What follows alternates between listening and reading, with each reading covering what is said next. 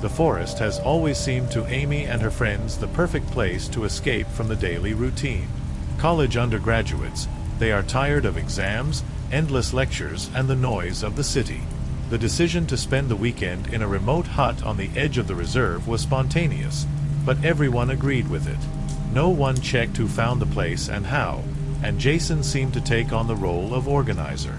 "It's going to be cool," he said on the eve of the trip. "Complete privacy, clean air, no phone signals." 6 friends, including Amy, left early in the morning to make it before dark. The road seemed to stretch endlessly. The landscape became more and more monotonous. Dense trees on both sides of the road blocked out the sunlight, leaving only a narrow strip of blue sky. When they finally reached the hut, the sun was already setting. The house was old, with peeling paint and creaking stairs. It seemed like he had been standing here for centuries. None of the friends noticed the dusty windows or the strange feeling of emptiness emanating from the building. They were too busy getting out food, sleeping bags, and gathering firewood. Inside, the hut was simple: a pair of wooden beds, a fireplace, an old kitchen table, and a cupboard with dishes. There was a mirror in the corner, its silver coating worn and the frame askew. Amy immediately felt strange. She couldn't explain the feeling. It was as if someone was watching them. But every time she turned around, she saw only her friends. "You're just tired, Sam," her best friend told her. "Relax, everything will be cool." At night, they had dinner around the campfire, told stories, laughed, and sang songs. But the noise of the night forest gradually became more and more intrusive. The rustling among the trees sounded closer than it should have. "It's probably just foxes," Mike said, trying to calm everyone down. But when the friends returned to the hut, Jason noticed something strange. "Who left the door open?" he asked. "We all left at the same time," Amy said. "It was closed. I remember exactly. No one found anything suspicious inside." But when they went to bed, Amy felt that feeling again. This time it was stronger. She stared at the ceiling, listening to the forest outside the window seem to come to life. At some point, she heard a faint knock, barely discernible. It seemed to emanate from the depths of the hut. "Do you hear it too?" Sam whispered from across the bed. Amy nodded, afraid to say a word. The knocking increased. It seemed to come from somewhere under the floor. "It's the wind," Jason said loudly, although no one asked him. But they all knew that the wind could not knock so steadily and persistently. The morning started strangely. Sam was the first to notice that all their phones were gone. They left them on the table in the common room to take a complete break from technology. Jason, as usual, tried to explain it simply. "We probably put them somewhere and forgot." But each of them clearly remembered putting their phones on one stack. "We'll find them later," he said, trying to hide his own irritation. "Let's have breakfast instead." Amy barely ate. She felt that something was wrong. The air felt heavy, oppressive. Even the sun outside the window did not bring the usual morning warmth. It soon became clear that not only the phones had disappeared. The car keys that Mike had left in his jacket pocket were also missing. Jason began to walk around room after room, cursing loudly. "Someone's playing with us," he said, his voice sounding like a growl. "But who?" Amy asked. "There's no one else here." "That's what you think," Jason snapped. "Maybe someone is watching us." Jason's words scared everyone. They began to inspect the hut. Mike suggested checking the basement, but the door was locked. "No one has opened it since we arrived." "Then why lock it?" Mike asked. "It's an old cabin," Jason said. "Maybe it's just garbage or animals."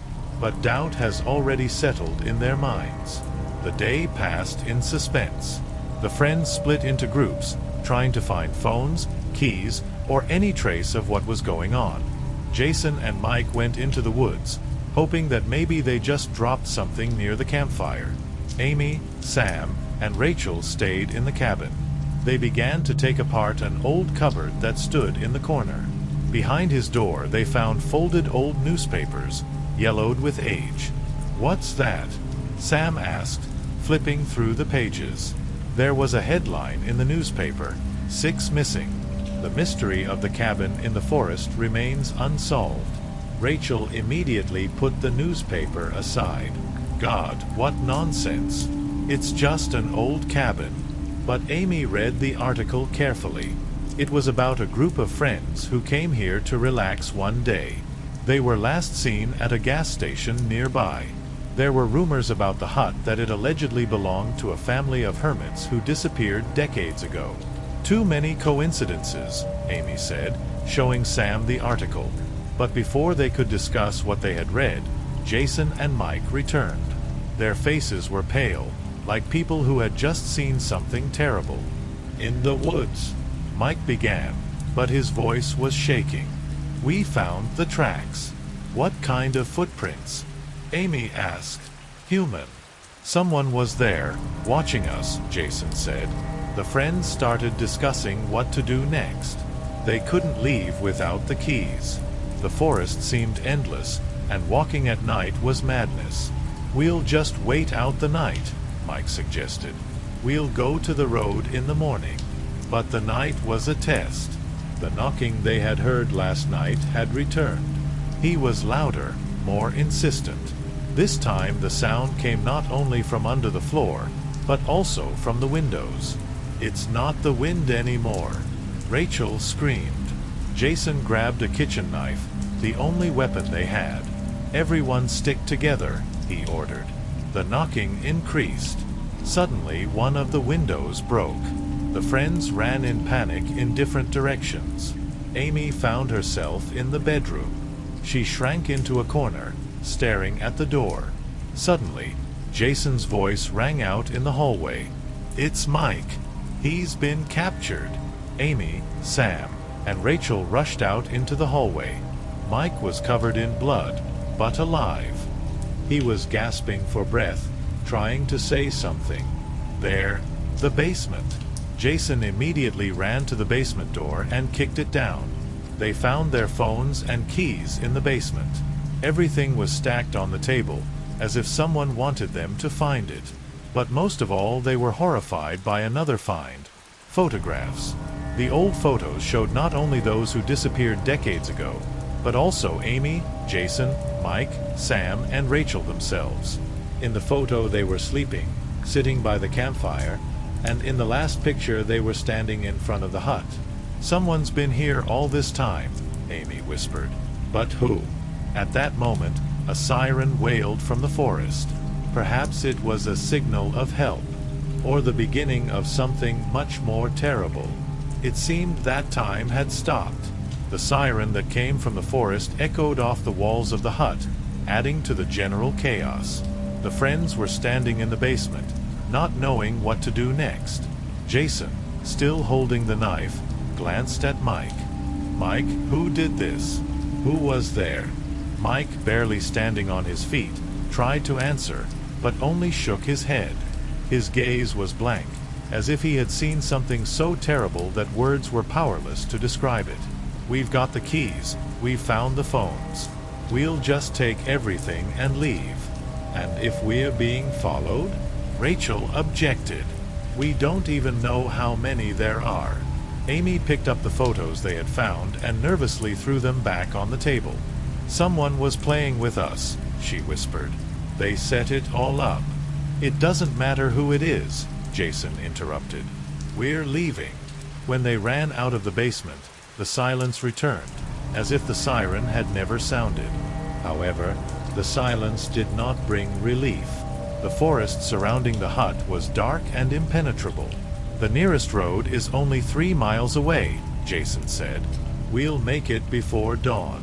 They started packing, but soon discovered that the backpacks had been turned out and food was scattered on the floor. "It's just a damn game," Jason said angrily. "But why?" Sam asked. "To scare us," he said. "Or to lure." These words, although spoken in a low voice, caused an instant chill down everyone's spine. The group moved through the forest, Each step seemed infinitely long. Branches crunched underfoot, and their breathing sounded louder than usual in the silence. Sam walked ahead, holding a flashlight. Its light dimly illuminated only the next few feet. Amy walked behind, turning around often. "Did you hear something?" she asked Rachel. "No, it's not. But it seems that someone is following us," Rachel whispered. Everyone stopped. Jason tightened his grip on the knife, and Sam pointed the flashlight into the darkness. No one. But then why did everyone feel that someone was watching them? They came to an old path that led to the road. Sam noticed that along the path someone had scratched marks on the trees, stripes as if left by a sharp knife or claws. "That's too much," she said, examining one of the marks. "Don't stop," Jason said. "They know we're here." As soon as he said that, a sound rang out in the distance. The steps. Everyone heard it this time. "Let's run," Mike shouted. The group ran as fast as they could through the dense forest. The sounds of footsteps behind them grew louder, closer. A few minutes later, they jumped out onto the road. Headlights appeared on the horizon. It was an SUV that was slowly moving towards them. "We are saved!" Rachel screamed. They started waving their arms, hoping to get the driver's attention. The car stopped and a man in a work uniform got out. "What are you doing here at night?" he asked. Jason started to explain, but the man raised his hand to stop him. "It's dangerous here," he said. "Get in the car, I'll take you." When they got into the car, no one noticed how the driver carefully studied them through the rearview mirror. "So you're from the cabin? What is it?" he asked after a pause. "But how did you find out about it?" The driver hesitated, then said, "I often drive this way. I know that tourists sometimes come there." But there was something wrong with his voice. When the car started moving, they relaxed, although tension still hung in the air. "Are you okay?" the driver asked, without taking his eyes off the road. "Yeah, we just want to get out of here as soon as possible," Amy said. The man nodded, but did not answer. At some point, Rachel noticed something strange. There were footprints in the back seat where she was sitting, as if someone had been lying there recently. "Whose car is this?" "What is it?" she asked. The driver smiled. "Mine." His response was too quick.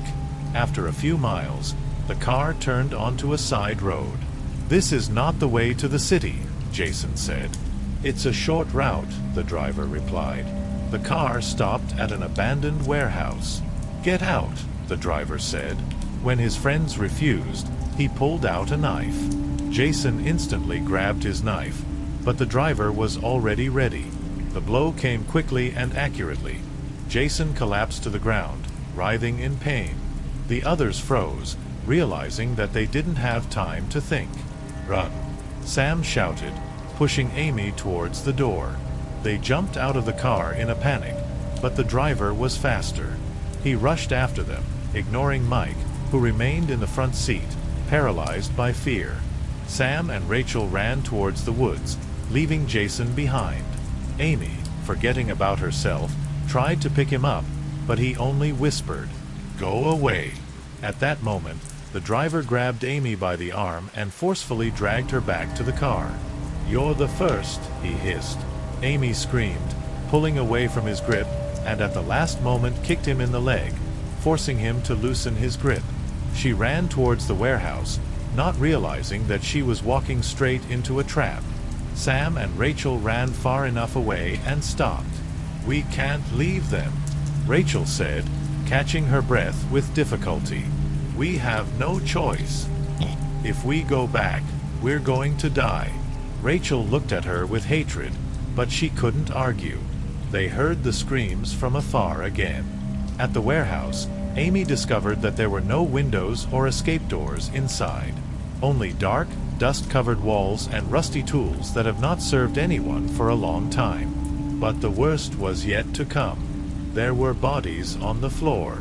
Not old, not skeletons, but fresh ones. Some showed signs of a fierce struggle, torn clothes, broken limbs. They were tourists, she whispered to herself, stumbling and trying not to lose consciousness. There was the sound of footsteps behind her. "I told you you were the first," the driver's voice rang out, causing Amy to turn around.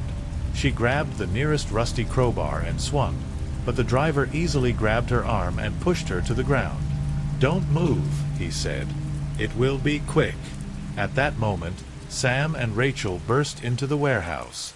Sam hit the driver with all her might with a stick that happened to be in her hands. He staggered, but did not fall. "Have you decided to return?" he said, grinning. Rachel noticed a gas canister in the corner. She grabbed it and doused the driver while he was trying to deal with Sam. "Set it on fire," she screamed, throwing the lighter at Amy. But the fire did not break out as they expected. The flames engulfed not only the driver, but also the walls of the warehouse. "Let's run," Sam screamed, pulling Amy out by the arm. They ran outside and saw flames engulfing the warehouse. However, this was not the end. Because of the fire, the driver was still moving, stumbling and growling. His clothes were on fire, but he was walking straight at them, as if the pain didn't concern him. Rachel whispered, backing away in horror. Then Mike ran out of the woods with an axe, which he found in the car. Without saying a word, he delivered one precise blow, finally ending the pursuit. Silence. Only the sound of flames devouring the warehouse disturbed the night air. "Let's go," Mike said, his voice shaking. They walked slowly towards the road, leaving behind only fear and memories that would stay with them forever. However, at the edge of the forest, Sam stopped. Why did he know about the cabin? Why did you choose us? There were no answers, only the night wind, which carried with it the smell of burning flesh and the iron taste of blood. They have never talked about it since. None of them.